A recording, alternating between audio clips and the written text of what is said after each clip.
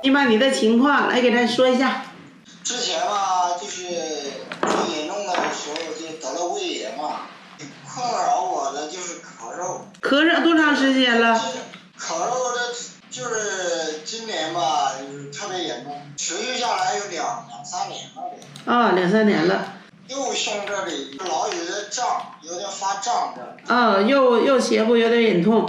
那我看你舌象，舌体胖大，舌质暗啊，苔白，边有齿痕，舌尖有点红，中间有裂纹，舌下脉络青紫。舌体胖大，边有齿痕，典型一个脾虚气虚一样啊，而且舌质暗，舌质暗是一个血瘀象，气虚血瘀型啊。支气管炎什么的。你这个可不是支气管炎，你这个咳到支气管炎给你治，你也治不好。你这个咳呀，是一个浊气上逆来的，胃的降浊不好，脾为生痰之源的，所以说你这个咳是个这胃肠来的咳，五脏六腑皆令人咳，你这咳不是气管的事儿，是个胃肠来的，是胃肠的不好才让你这咳。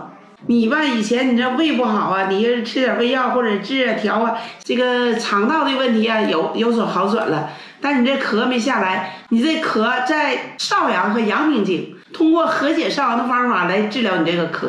少阳是肝胆，阳明是脾胃，用调理肝胆和脾胃的方法来治你这个咳，达到效果了。你看你这个舌象呢，就是肝气不舒吗？肝气不舒，而且有瘀象啊，你舌质暗呢，发暗就是血瘀象。